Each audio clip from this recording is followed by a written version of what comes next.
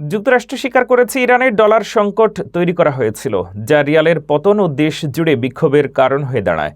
তেল রপ্তানি ও ব্যাংকিং সীমাবদ্ধতার ফলে সাধারণ জনগণ মুদ্রাস্ফীতি ও দুর্ভোগে পড়েছে। জানুন কিভাবে এই সংকট ইরানের সামাজিক ও রাজনৈতিক অস্থিরতাকে তীব্র করেছে।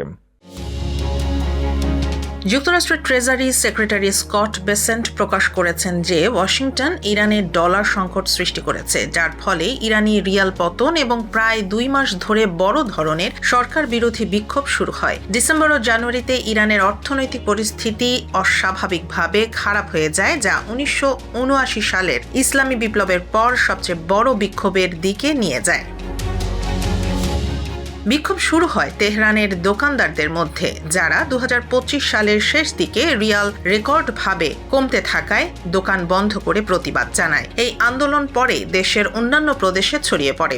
ইরানের supreme leader Ayatollah Ali Khamenei সরকার শক্তি প্রয়োগ করে প্রতিক্রিয়া জানায়। এতে 6800 এর বেশি বিক্ষোভকারী নিহত হন, যার মধ্যে অন্তত 150 জন শিশু।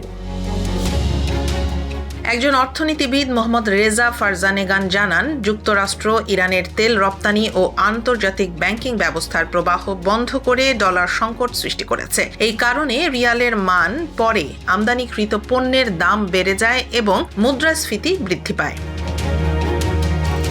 ডলার আন্তর্জাতিক বাণিজ্যের প্রধান মুদ্রা হওয়ায় তেল ও যন্ত্রপাতি রপ্তানি বা ঋণ পরিশোধের জন্য পর্যাপ্ত ডলারের অভাব দেশটির অর্থনীতিকে মারাত্মকভাবে প্রভাবিত করেছে।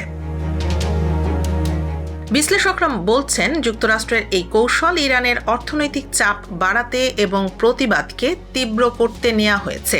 সাধারণ ইরানি জনগণ এই পরিস্থিতিতে দুর্ভোগের মধ্যে পড়েছে এবং চলমান সংকট দেশটির সামাজিক ও রাজনৈতিক অস্থিরতাকে আরও বাড়াচ্ছে।